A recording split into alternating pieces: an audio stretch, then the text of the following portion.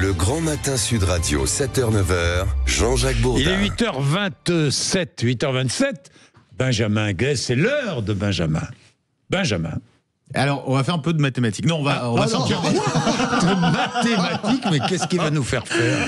Non, va falloir suivre, je vais vous donner quelques chiffres. Parce qu'on va parler, petit cocorico, la France qui se hisse tout de même sur le podium, on l'a appris là récemment, des pays comptant le plus de millionnaires au monde. En 2024, la France a doublé le Royaume-Uni pour grimper à cette 3e place mondiale. Notre pays qui compte désormais près de 2,9 millions de millionnaires, c'est 20 000 de plus. C'est-à-dire 2 900 000 millionnaires en euros en France, de 3 millions donc. En dollars. En dollars, voilà. C'est effectivement pour ce rapport. Ça fait plus d'1 million, ça. Ce rapport de Global Wealth, c'est un rapport de la banque suisse UBS, la France qui monte sur le podium et qui reste très loin des États-Unis qui caracolent toujours en tête. Aujourd'hui, plus de 40% des millionnaires dans le monde sont américains. Devant les Chinois. Hein. Devant les Chinois, voilà. 2e place pour les Chinois qui comptent néanmoins 4 fois moins de millionnaires que les États-Unis. Ils sont bien en dessous, mais qui compte autant de millionnaires que la France, le Royaume-Uni, l'Allemagne, le Canada, le Japon et l'Australie réunis. Voilà. Et alors, en plus du nombre de millionnaires, ce rapport, il s'intéresse aussi à la richesse moyenne par habitant. Et sur ce point, la France est un petit peu moins bien classée. On est 16e,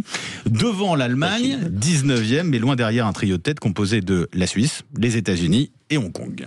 Et Hong Kong, d'accord. Est-ce qu'il faut se réjouir ou pas? Moi, Est-ce qu'il faut se réjouir ou pas d'avoir tant de millionnaires? Je me réjouirais d'avoir tant de millionnaires si il y avait ce qu'on appelle cette grande théorie du ruissellement qui n'a jamais fonctionné. À l'évidence, elle n'a jamais fonctionné. Donc, je me réjouirais qu'il y ait tant de millionnaires s'il y avait une meilleure distribution. Je vois que la droite sénatoriale a évidemment rejeté la taxe Zuckman qui coûtait très peu, c'était 2% sur les gens qui ont plus de 100 millions de revenus.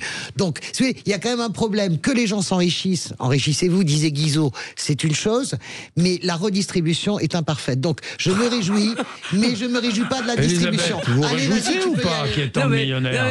J'ai sursauté avec la phrase de François, la redistribution est imparfaite, c'est-à-dire un peu, on en ajoute et c'est l'Union soviétique, en gros. Hein, je sais plus qui disait que la France est le seul pays où le communisme a réussi. Je me demande si ce n'était pas Gorbatchev, mais je suis pas sûr. Non, je ne sais plus quelle était. Enfin bref.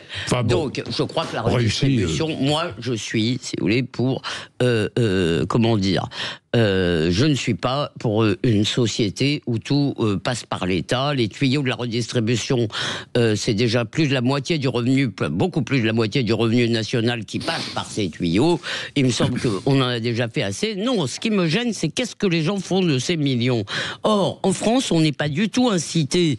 Donc, on est le pays qui épargne, un des pays qui a le taux d'épargne le plus élevé du monde, parce qu'on a beaucoup d'épargne. Les Français ont un deuxième du monde. Ouais. Voilà. Derrière le Japon.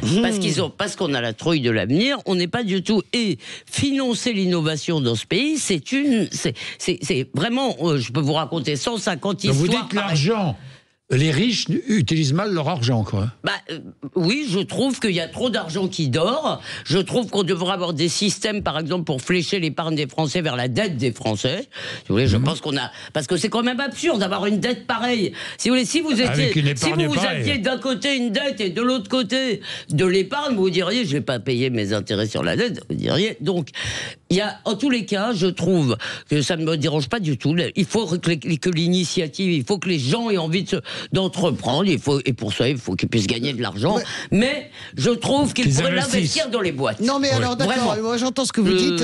J'ai juste une question. L'investissement est insuffisant. C'est assez vrai. Non, mais c'est un pays qui investit peu. Je suis assez d'accord. Nous sommes frileux. Nous avons un problème avec la recherche et le développement. Alors qu'on sait que la plupart des pays qui étaient en crise, je pense notamment au Japon, se sont sortis de la crise avec la R&D. Nous ne sommes pas bons sur la R&D. On n'aime pas le risque. Mais vous regarderez que les grandes entreprises, même consacrent, je ne prends pas les géants comme Danone, etc., mais les entreprises moyennes, les ETI, ce qu'on appelle les ETI, eh bien, leur part de recherche et développement est très insuffisante par rapport à la concurrence mondiale. Mais j'ai une question à poser à Elisabeth. Est-ce que, en son âme et conscience, à l'Assemblée, par exemple, cette taxe a été votée assez largement. Est-ce qu'en son âme et conscience, Elisabeth, vous considérez que l'idée de la taxe Zuckman, qui consiste à prélever 2% à partir de plus, à partir de 100 millions d'euros de revenus, est-ce que ça vous paraît invraisemblable pour récolter 25 milliards d'euros par an et commencer à combler la dette, alors que nous avons besoin de 40? Est-ce que